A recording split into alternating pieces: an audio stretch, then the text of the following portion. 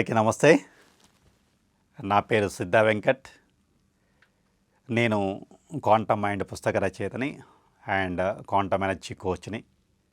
Last ఎపిసోడ్లో మనము double slit experiment observer effect గురించి మనం మాట్లాడుకున్నాం. సో ఒక చేతన కలిగిన వ్యక్తిగా, ఒక చైతన్య జీవిగా మన పాత్ర ఏమిటి, అండ్ మనము ఎలక్ట్రాన్ లెవెల్ అంటే క్వాంటమ్ లెవెల్లో ఈ సృష్టిలో మనకు ఆలోచనలు ఏమన్నా మేనిఫెస్టేషన్ అవుతున్నాయా, క్రియేట్ అవుతున్నాయా అన్న విషయాన్ని మనం మాట్లాడుకున్నాం. బేసిక్ లెవెల్లో మాట్లాడుకున్నాం.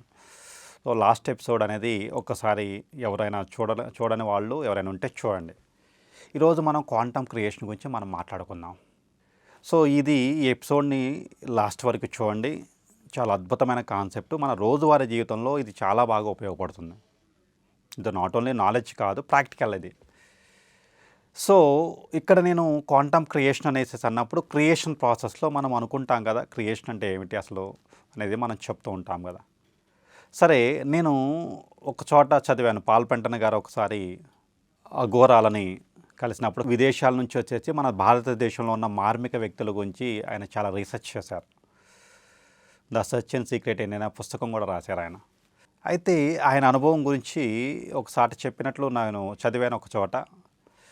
ఏమిటంటే ఆయన కాశీలో ఉన్న అఘోరాలని కలవటం జరిగింది. అఘోరా గురువు దగ్గరికి వెళ్ళి ఆయన కొన్నాళ్ల పాటు వాళ్ళతోటి గడిపాడు. ఆ గడిపినప్పుడు ఆయనకు ఒకసారి అర్ధరాత్రి ఆకలి అవుతూ ఉంది. ఇది మన పాల్పెంటన్ గారికి ఆకలి అవుతూ ఉంటే ఆయన అడిగారు, గురువుని అడిగారు అనమాట. అఘోరా గురువుని అడిగారు, నాకు కొంచెం ఆకలి అవుతుంది అండి అనేసి అన్నప్పుడు అఘోరా గురువు ఏం చేశారంటే అక్కడ ఉన్న శిష్యుడిని పిలిచాడు. శిష్యుడిని పిలిచేసేసి ఏదో సైగ చేస్తే ఆ శిష్యుడు ఆ గంగానది ఒడ్డుకు పోయేసి అక్కడ ఉన్న ఒక శవాన్ని తీసుకొచ్చేసేసి గురువుగారి ముందర పెట్టాడు. అది చాలా కుళ్ళిపోయిన శవం. అయితే ఈ గురువుగారు ఏం చేశారంటే అందులో ఉన్న కొంత మాంసాన్ని తీసుకొనేసేసి ఒక చిన్న బౌల్ లాగా ఒక చిన్న కుండలో దాంట్లో పెట్టేసేసి ఆయన ఏదో ఒక మార్మికమైన మంత్రాన్ని చదివేసేసి ఆ తర్వాత ఆ కుండలోంచి ఒక మంచి హల్వా తీసుకొనేసి హల్వా పెట్టడం జరిగింది పాల్పెంటన్ గారికి. పెడితే ఆయన ఆశ్చర్యపోయారు. అప్పటి వరకు కుళ్ళిపోయిన మాంసం కాస్త హల్వాగా ఎలా మారిందని. ఇది మనకి చాలా ఆశ్చర్యంగా కలిగిస్తుంటుంది. ఒక్కోసారి మన నమ్మక వ్యవస్థను ప్రశ్నిస్తూ ఉంటుంది. అయితే సామాన్య మానవులకి ఇది మేబీ చాలా డైజెస్ట్ చేసుకోవడం చాలా సంక్లిష్టంగా ఉంటుంది. ఎందుకంటే ఇవన్నీ కూడా మనం ఒకప్పుడు కొట్టి పారేసేవాళ్ళం. ఇవన్నీ కూడా ఇట్స్ నాట్ పాసిబుల్. ఏదో డ్రామాటిక్ విషయాలు లేదా సినిమాలలో పెట్టుకోవడానికి బాగుంటుంది అనేసి మనం అనుకునేవాళ్ళం.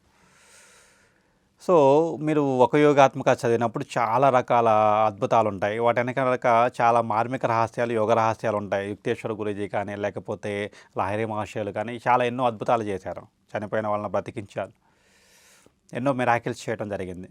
సో వాటి వెనకాల చాలా మార్మిక రహస్యాలు ఉంటాయి. అది సామాన్య మానవుడు అర్థం చేసుకోలేడు. మళ్ళీ చెప్తాను, క్వాంటమ్ ఇంటెలిజెన్సీ అనేది it's not for normal people, it's for కొంచెం బియాండ్గా వెళ్ళిన వాళ్ళకి క్వాంటమ్ ఇంటెలిజెన్స్ అనేది డైజెస్ట్ అవుతుంది, ఎక్కుతుంది. ఎందుకంటే మనం మన పరిమితమైన నమ్మకాలని ఒక పెద్ద డైనమైట్ పెట్టి పేల్చుకోవాల్సిన అవసరం ఉంది. ఓకేనా? అదే క్వాంటమ్ ఇంటెలిజెన్సీ. క్వాంటమ్ ఇంటెలిజెన్సీ ద్వారా మన పరిమితమైన నమ్మకాలను అపరిమితమైన నమ్మకాలుగా మార్చుకోవాలి. అండ్ సంకోచమైన మనసు నుంచి సర్వవ్యాప్తమైన మనుషుగా మనం తీసుకోవాలి. ఓకేనా? సో మాయ నుంచి బ్రహ్మంలోకి మనం ఎంటర్ అవ్వాలి. అదే మనకి అంతిమ లక్ష్యం. కాబట్టి ఇక్కడ నేను క్వాంటమ్ క్రియేషన్ గురించి మాట్లాడుకునేటప్పుడు మనం చిన్నప్పుడు కూడా సినిమాలలో చూసినప్పుడు కొంతమంది ఋషులు కమండలో నీళ్లు తీసుకొనేసేసి అలా వేసినప్పుడు కోతి పిల్లిగా మారేది, లేకపోతే మనిషి పక్షిగా మారేవాడు. విఠలాచార్య సినిమాలు మీరు చూసే ఉంటారు. ఆ సినిమాలలో చాలా వింతగా ఉంటాయి. బట్ అవన్నీ కూడా మనకు అప్పుడు చాలా ఫన్గా అనిపించాయి. ఎంటర్టైన్మెంట్ పర్పస్ అనేసి అనుకున్నాం మనం. దాని వెనకాల ఉన్న సైన్స్ లేకపోతే దాని వెనకాల ఉన్న తత్వము, దాని వెనకాల ఉన్న యోగ రహస్యాల గురించి మనం ఎప్పుడు ఆలోచించలేదు. సరే, ఎంతో కొంత ఆధ్యాత్మిక జ్ఞానం ఉన్నవాళ్ళు, సో లోతుగా పరిశోధించే వాళ్ళు అండ్ దాన్ని ఏమంటారు గురువు యొక్క అనుగ్రహం ఉన్నవాళ్ళు వీటి పట్ల ఆసక్తి కలుగుతుంది ఖచ్చితంగా. సో ఎనీవే, ఇంకొక విషయం ఏంటంటే నేను చదివాను ఒక యోగాత్మకథలో కూడా గంధబాబా గారు అనేసి ఒక ఆయన ఉండేవాడు. అప్పుడు వాళ్ళ పరమహంస యోగానంద స్నేహితుడు అలకనంద అనేసి అతను గంధబాబా దగ్గర తీసుకెళ్ళినప్పుడు ఆయన గాల్లోంచి కొన్ని రకాల పళ్ళని సృష్టించగలిగే సామర్థ్యం, అంటే గాల్లోంచి వస్తువులను సృష్టించగలిగే సామర్థ్యం ఉన్న వ్యక్తి అన్నమాట. ఆ యోగికి ఆ శక్తి ఉంటుంది. అయితే పరమహంస యోగానంద గారు ఇలాంటి వాటి పట్ల ఆసక్తి కలిగి ఉన్నాడు కాబట్టి ఆ యోగి దగ్గరకు పోతారు. ఈ ఫ్రెండ్‌ని తీసుకెళ్ళినప్పుడు ఆ ఫ్రెండ్ ఏం చేస్తాడంటే ఒక టెస్ట్ చేస్తాడు. అంటే మామూలు మన ఆ వాతావరణంలో లభించని టాంజరిన్ నారింజల్ని అడుగుతారు. ఆయన యోగి ఆహ్, వీళ్ళిద్దరిని జనంలో కూర్చోబెట్టేసేసి గాలిలోంచి ఆ నారింజల్ని సృష్టిస్తాడు. సృష్టించడంలోనే ఈ అలకనందుడు ఏం చేస్తాడంటే వాటిని టెస్ట్ చేసినప్పుడు అవి నిజంగానే అవి టాంజరిన్ నారింజలు అంటే ఇక్కడ లభ్యమయ్యేవి కావు. ఆయనకి చాలా ఆశ్చర్యం వేసిద్ది. అండ్ అప్పుడు అడుగుతారన్నమాట. ఎవరు పరమహంస యోగానంద గారు వాళ్ళ గురువుని అడుగుతారు. ఎలా హౌ ఇట్ ఈస్ పాసిబుల్? ఆయనకి తెలుస్తుంది. మనము దీన్ని క్వాంటం కోణంలో తెలుసుకుందాం. అంటే క్వాంటం ఫిజిక్స్‌ని మనము కొంత ఫిజిక్స్, సైంటిఫిక్ వేని మనం మాట్లాడుకున్నాం కాబట్టేసేసి నేను మళ్ళీ చెప్తాను. ఈ ఈ కోణంలో మనం మాట్లాడుకున్నప్పుడు సైన్స్ అనేది మనకి ఎందుకు నేను సైన్స్ గురించి మాట్లాడలేదు. జనరల్‌గా ఏదో చెప్పొచ్చు కదా! అంటే సైన్స్ ఏం చేస్తుందంటే మన యొక్క నమ్మక వ్యవస్థని చాలా చాలా చాలా చాలా స్ట్రాంగ్ చేస్తుంది. ఎందుకంటే ఒక సైన్స్ అనేది ఒక ప్రూవ్డ్ కాన్సెప్ట్.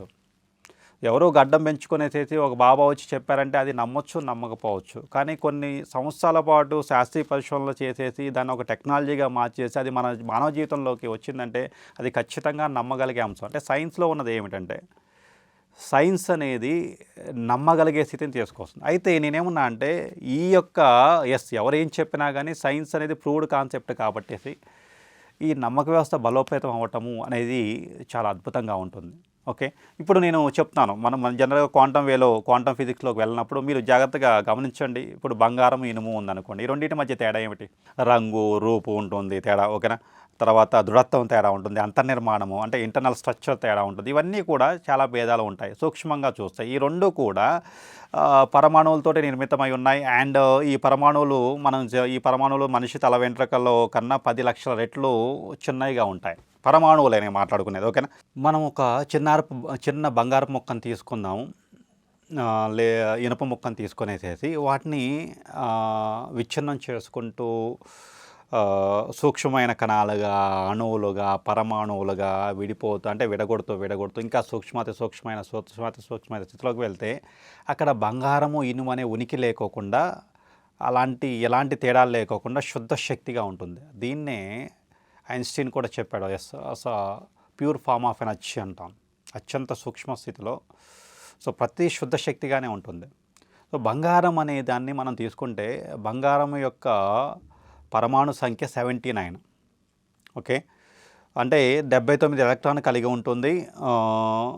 తన లక్షణాలను అంటే ఈ బంగారం అనేది మనము పరమాణువులుగా తీసుకున్న యాటమ్ లెవెల్‌లో తీసుకున్నాం కాబట్టి 79 ఎలక్ట్రాన్స్‌ని కలిగి ఉండేసేసి మనము అదే ఇనుము తీసుకున్నాం అనుకోండి.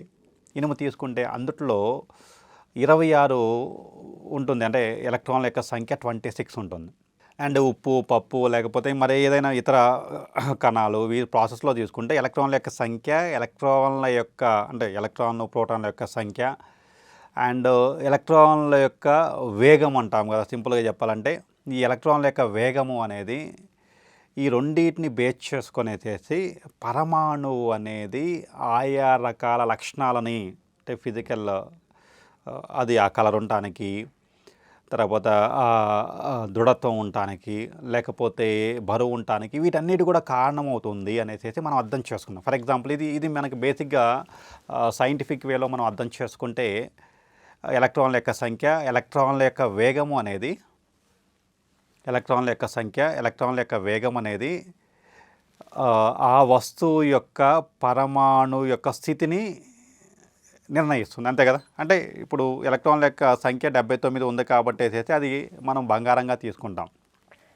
అండ్ ఎలక్ట్రాన్ల యొక్క సంఖ్య 26 ఉంది కాబట్టి అది ఇనుముగా ఫామ్ అయిపోయింది. అంటే అదొక స్ట్రక్చర్‌గా ఫామ్ అయిపోయింది. భౌతిక జగత్తులో ఎలక్ట్రాన్ల యొక్క సంఖ్యను, ఎలక్ట్రాన్ల యొక్క స్పందనల్ని బేస్ చేసుకొనేసేసి మనము ఆ వస్తువు కావచ్చు, ఆ పదార్థం కావచ్చు, లేకపోతే ఆ యొక్క స్థితిగతులు కావచ్చు అన్నీ కూడా ఫామ్ అవుతున్నాయి. ఇది బేసిక్ లెవెల్. ఇంతకుముందు మనం ఎపిసోడ్‌లో చెప్పుకున్నాం. డబుల్ స్లిట్ ఎక్స్పెరిమెంట్లో ఎలక్ట్రాన్ని మనం క్వాంటమ్ లెవెల్లోకి వెళ్ళినప్పుడు, సూక్ష్మ స్థాయిలో ఉన్నప్పుడు మన యొక్క చేతన అనేది ఎలక్ట్రాన్ యొక్క స్థితిని, గతిని మారుస్తుంది. అంటే దానికి ఆల్రెడీ ఎలక్ట్రానిక్ అనేది జీవం ఉంది. ఇది మన దగ్గర నుంచి అంటే మన చేతన అనేది మన యొక్క కాన్షియస్నెస్ అనేది అక్కడ ప్రత్యక్షం అవటం వల్ల అది ఇన్ఫర్మేషన్ తీసుకునేసేసి కణంగా ఉన్న అంటే అప్పటి వరకు కణంగా ప్రవర్తించిన ఎలక్ట్రాను అప్పుడు తరంగంగాను ప్రవర్తించేసేసి 2 కణాల గుండా డబుల్ స్లిట్ ఎక్స్పెరిమెంట్లో 2 కణాల గుండా ఏకకాలంలో వెళ్ళి అక్కడ ఇంటర్ఫిరెన్స్ అంటే ఆ యొక్క స్క్రీన్ మీద ఇంటర్ఫిరెన్స్ ప్యాటర్న్ ఫామ్ చేసిందనేసేసి ఇది సైంటిస్టులకి ఆశ్చర్యంగా కలిగించిందనేసి ఓకేనా. సో ఇక్కడ మనం ఏం చేస్తున్నామంటే బేసిక్ లెవెల్లో అంతా శుద్ధ శక్తి, ఎలక్ట్రాన్స్, ప్రోటాన్స్, ఎలక్ట్రాన్ల యొక్క వేగము, ప్రోటాన్ల యొక్క సంఖ్య, ఎలక్ట్రాన్ల యొక్క సంఖ్యని బేస్ చేసుకొని అయితే అక్కడ పరమాణువు అనేది ఫామ్ అవుతుంది, యాటమ్ అనేది ఫామ్ అవుతుంది. కొన్ని యాటమ్స్ కలిసేసి మాలిక్యూల్ అవుతుంది అంతే కదా, కొన్ని మాలిక్యూల్స్ కలిసేసి సెల్ అవుతుంది, కొన్ని సెల్స్ కలిసేసేసి ఒక ఒక ఆర్గాన్ లాగా లేకపోతే ఒక వస్తువులాగా ఫామ్ అవుతుంది. ఇక్కడ బేసిక్ యాటమ్ లెవెల్లో మనం చూసుకుంటే ఇది మనకు అర్థమవుతుంది. మరి నేను నేను ఒక అబ్జర్వర్గా ఉన్నాను కావా, యాజ్ ఏ అబ్జర్వర్ నేను నా యొక్క చేతన ద్వారా దిస్ ఈజ్ వాడుకైతే లైఫ్ ట్రాన్స్ అంటాం వీటి. ఈ లైఫ్ ట్రాన్స్ అంటే ఏమిటంటే మన ఆలోచన తరంగాలు, ఈ ఆలోచన తరంగాలు అనేవి క్వాంటమ్ లెవెల్లో ఎలక్ట్రాన్స్ని, ఫోటాన్స్ని ప్రభావితం చేసేసి వాటి యొక్క స్థితిని, వాటి యొక్క వేగాన్ని క్రమబద్ధీకరించగలుగుతాయి.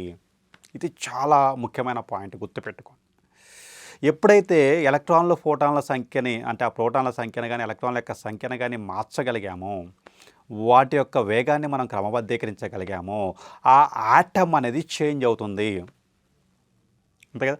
యాటమ్స్ చేంజ్ అయితే ఆటమిక్ స్ట్రక్చర్ చేంజ్ అవుతుంది, ఆటమిక్ స్ట్రక్చర్ చేంజ్ అయితే దాని యొక్క బాహ్య రూపురేఖలు అనేవి మొత్తం కూడా మార్పు చెందుతాయి. అంటే రంగు, రూపు, దృఢత్వము అన్నీ కూడా మార్పు చెందుతాయి. ఇది చాలా చాలా ముఖ్యమైన పాయింట్, దీన్ని జాగ్రత్తగా గమనించండి. ఓకే, సో ఇక్కడ నేను ఇంతకుముందు చెప్పిన విషయాన్ని చెప్పుకుందాం. పాల్పంటన ఏం చేశాడు, అతను ఒక గురువు దగ్గరికి వెళ్ళినప్పుడు అతను ఆ యొక్క కుళ్ళిపోయిన మాంసాన్ని హల్వాగా మార్చాడు. ఓకేనా. సో ఈ అఘోరా గురువు అనే వ్యక్తి క్వాంటమ్ సైంటిస్ట్, ఈ నో ద క్వాంటమ్ సీక్రెట్స్. అతడు తన యొక్క అపరిమితమైన మేధస్సుతోటి, చేతనతోటి అతను తన యొక్క సంకల్ప మాత్రం చేత ఆ కుళ్ళిపోయిన కుళ్ళిపోయిన ఆ పరమాణువుల యొక్క ఎలక్ట్రాన్ల సంఖ్యని అండ్ వేగాన్ని క్రమబద్ధీకరించగలిగినప్పుడు వెంటనే ఆటమిక్ స్ట్రక్చర్ మారిపోగానే ఆ ఆటమిక్ స్ట్రక్చర్ మారిపోయినప్పుడు అది కాస్త ఇంకొక పదార్థంగా వేరే రూపాన్ని సంతరించుకుంది. అందుకని గంధబాబా గారు చేసిన మిరాకిల్స్ యొక్క సీక్రెట్ ఏమిటంటే, పరమహంస యోగానంద గారు ఒక యోగాత్మకథలో ఈ విషయం చెప్తారు మనకి. మానవుల్లోని ప్రతిక్రియల కారణమైన శబ్ద, స్పర్శ, రూప, రస, గంధ సంబంధమైన ఇంద్రియాతికలు ఎలక్ట్రాన్ల ఫోటాల యొక్క స్పందనలోని తారతమ్యాల వల్ల పుడతాయి. అవునా. మనం బయాలజిక్ వేలో తీసుకుంటే మనం చేసే స్పర్శ, రూప, రసము, గంధము అనేసి అయితే మనం తీసుకుంటాం కదా. ఇవన్నీ కూడా దేనివల్ల పుడుతున్నాయంటే ఎలక్ట్రాన్లు, ప్రోటాన్ల యొక్క స్పందనలోని తారతమ్యతల వల్ల పుడతాయి. ఓకేనా. You got this point. So మీరు జాగ్రత్తగా అర్థం చేసుకోండి. ఓకేనా. సో పరమాణువులోని ఆయా ఎలక్ట్రాన్ల యొక్క ప్రత్యేక అమరికను, స్పందనలను ఈ ప్రాణాణువులు అంటే మన యొక్క లైఫ్ ట్రాన్స్ అంటాం, మన యొక్క ఆలోచన ద్వారా రిలీజ్ అవుతున్న ఈ లైఫ్ ట్రాన్స్ అనేవి క్రమబద్ధీకరిస్తాయి. సో డబుల్ స్లిట్ ఎక్స్పెరిమెంట్లో అండ్ క్వాంటమ్ దీన్ని ఏమంటారు, కొలాప్సింగ్ ఆఫ్ వేవ్ ఫంక్షన్ అంటాం. తరంగంగా ఉన్నది కాస్త పదార్థంగా మారుతున్న క్రమంలో మనం ఏం చెప్పుకున్నాం, మన యొక్క చేతనే దాన్ని మార్పు చెందిస్తుంది, రూపాంతరం చెందిస్తుంది. అప్పటి వరకు తరంగంగా ఉన్నది కాస్త పదార్థంగా మారటం వెనకాల, ఓకేనా, ఆ రూపాంతరం చెందడం వెనకాల ఉన్న మెయిన్ అంటే తరంగ ప్రమేయ పతనం అంటాం. కొలాప్సింగ్ ఆఫ్ వేవ్ ఫంక్షన్ వెనకాల ఉన్న అతిపెద్ద రహస్యం ఏమిటంటే చేతనని మనం చెప్పుకున్నాం. అదేవిధంగా క్వాంటమ్ డబుల్ స్లిట్ ఎక్స్పెరిమెంట్లో సో ఆ యొక్క ఎలక్ట్రాన్ అనేది వింతగా ప్రవర్తించడానికి కారణం ఏమిటి, హ్యూమన్ కాన్షియస్నెస్. ఇప్పుడు అక్కడ సైంటిస్ట్ ఉండగా కాబట్టి అతనికి తెలుసు, ఆ సైంటిస్ట్కి అక్కడ 2 బెజ్జాలు ఉన్నాయి. ఇక్కడ నుంచి తీసుకున్న ఆ ఎలక్ట్రాన్ అనేది జీవాన్ని కలిగి ఉంది కాబట్టి ఆ యొక్క శాస్త్రవేత్త నుంచి తీసుకున్న ఇన్ఫర్మేషన్ ద్వారా అవి 2 బెజ్జాల్లోకి ఏకకాలంలో ప్రవేశించేసి ఇంటర్ఫిరెన్స్ ప్యాటర్న్ ఫామ్ చేశాయని మనం చెప్పుకున్నాం. ఓకేనా. అంటే నేను ఇది అంత తొందరగా అర్థమవుతుందని చెప్పను, కానీ కొంచెం లోతుగా విశ్లేషిస్తే అండ్ మనం కూడా ఒక సైంటిస్ట్ లాగా ఆలోచిస్తే తెలుస్తుంది. సో ఇక్కడ మనకి ఆలోచన అనేది సింపుల్గా చెప్పాలంటే ఆలోచన అనే పదార్థంతోటి తయారైన జీవం కలిగి ఉన్న అత్యంత సూక్ష్మమైన శక్తులు ఇవి. ఏంటి ఇవి అంటే సింపుల్‌గా చెప్పాలంటే మనము ఏదైతే చూస్తున్నామో, ఏదైతే ఎక్స్‌పీరియన్స్ అవుతున్నామో ఇవన్నీ కూడా ఆలోచన అనే ఆలోచన అనే పదార్థంతోటి తయారైన జీవం కలిగి ఉన్న సూక్ష్మాతి సూక్ష్మమైన శక్తులు ఇవన్నీ. ఓకేనా? సో సరిగా అర్థం చేసుకుంటే మనసు నుండి జనిస్తున్న ఆలోచనలు చేతనత్వాన్ని కలిగి ఉండి లైఫ్ ట్రాన్స్‌గా పిలువబడుతూ ఎలక్ట్రాన్‌లను వాటి స్పందనలను క్రమబద్ధీకరిస్తూ మనం చూస్తున్న భౌతిక జగత్తులోని అనేక రకాలైన పదార్థాలకి కారణమవుతున్నాయన్నది మాత్రం చాలా ముఖ్యమైన విషయంగా మనం తీసుకోవాలి. కాబట్టి ఇక్కడ పదార్థం అంటూ ఏమీ లేదు. మనం చెప్తున్న భౌతిక జగత్ అంటూ ఏదీ లేదండి. As per quantum physics there is no physical universe. Sir James Jeans అనేసి అతను సైంటిస్టు తను రాసిన ఒక అద్భుతమైన విషయం చెప్పాడు. ఏమిటంటే ఒకప్పుడు అంటే ఇప్పుడు ఎలా గోచరిస్తుందంటే యూనివర్స్ అనేది ఒక యంత్రంలాగా కాకుండా ఒక సమూహమైన మనసులాగా గోచరిస్తూ ఉంది అనేసి తెలిసి. సో కాబట్టి ఇక్కడ భౌతిక జగత్తు ఏమీ లేదనేసి ఈ యొక్క సత్యాన్ని అందరూ తెలుసుకోవాలి. ఈ యొక్క ఆధ్యాత్మిక సత్యాన్ని అందరూ తెలుసుకోవాలి. So there is a non physical reality. అందుకనే నికోలస్ టెస్లా అంటాడు, ఎప్పుడైతే సైన్స్ నాన్ ఫిజికల్ రియాలిటీ మీద ఫోకస్ చేసిందో, అంటే కనిపించని అదృశ్య స్థితి మీద ఫోకస్ చేసిందో, ఇప్పుడున్న టెక్నాలజీ కన్నా ఇప్పుడున్న అభివృద్ధి కన్నా 1000 రెట్ల అభివృద్ధి సైన్స్ చూడగలుగుతుందని చెప్పాడు. సేమ్ యాజ్గా క్వాంటమ్ ఫిజిక్స్ వచ్చిన తర్వాత చాలా అద్భుతమైన మార్పు, అంటే అప్పుడు 100 సంవత్సరాలలో లేదా 200 సంవత్సరాలలో జరిగిన మార్పు వితిన్ 5 to 10 ఇయర్స్లోనే జరిగిపోతుంది. ఇంకా మనం రాబోయే కాలంలో చాలా అద్భుతాలు చూడబోతున్నాం. కాబట్టి మన యొక్క మనసు అనేది, మన మనసు నుండి రిలీజ్ అవుతున్న లైఫ్ ట్రాన్స్ అనేవి ఎలక్ట్రాన్స్, ప్రోటాన్స్ యొక్క స్థితిగతుల్ని క్రమబద్ధీకరిస్తాయి. వాటి యొక్క వేగాన్ని నియంత్రిస్తాయి. అక్కడ ఏ యాటమ్ అనేది, ఫర్ ఎగ్జాంపుల్ ఎలక్ట్రాన్ల యొక్క సంఖ్యని మార్చగలిగినప్పుడు ఆటమిక్ స్ట్రక్చర్ మారిపోతుంది. ఆటమిక్ స్ట్రక్చర్ మారిపోయినప్పుడు పదార్థం యొక్క రూపం మారిపోతుంది.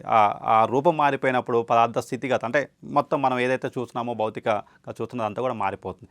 దీని వెనకాల ఉన్న రహస్యం ఇదే అండి. సో కాబట్టి మన యొక్క ఋషులంతా కూడా వీళ్ళంతా కూడా క్వాంటమ్ సైంటిస్టులు, మామూలు వ్యక్తులు కాదు. వాళ్ళకి తెలుసు సూక్ష్మంలో మనం గనక వెళ్ళి ఆ ఎలక్ట్రాన్ల, ప్రోటాన్ల యొక్క సంఖ్యను, దాని యొక్క వేగాన్ని గనక క్రమబద్ధీకరించగలిగితే ఒక పదార్థాన్ని ఇంకొక పదార్థంగా మార్చుకోవచ్చు. ఈరోజు నానో టెక్నాలజీ కూడా అదే చెప్తుంది. ఈవెన్ నానో లెవెల్కి వెళ్ళినప్పుడే పదార్థం అనేది ఒక రూపం నుంచి ఇంకొక రూపాన్ని తీసుకుంటుంది. మరి క్వాంటమ్ లెవెల్కి వెళ్తే కాబట్టి యూ క్రియేట్ ద రియాలిటీ. మనము ఒక రియాలిటీని క్రియేట్ చేస్తూ ఉన్నాము. ఈ రియాలిటీ అనేది, ఈ వాస్తవం అనేది మనం ఎక్స్పీరియన్స్ అవుతున్నాం. కాబట్టి ద అల్టిమేట్ రియాలిటీ ఏమిటంటే you are the creator of your own reality by your own thoughts. అయితే ఇది క్వాంటమ్ ఫిజిక్స్ లెవెల్లో మనం ప్రూవ్ చేస్తున్నాం కాబట్టి దీన్ని మనం క్వాంటమ్ క్రియేషన్గా తీసుకోవచ్చు. సో ఇక్కడ భౌతిక జగత్తులో జరుగుతున్న అనుభవాలు ఏవైతే ఉన్నాయో, వాస్తవాలు ఏవైతే ఉన్నాయో అన్నీ కూడా క్వాంటమ్ ప్రపంచంలో మేనిఫెస్టేషన్ అయ్యేసి అవి భౌతిక జగత్తులోకి డౌన్లోడ్ అవుతున్నాయి.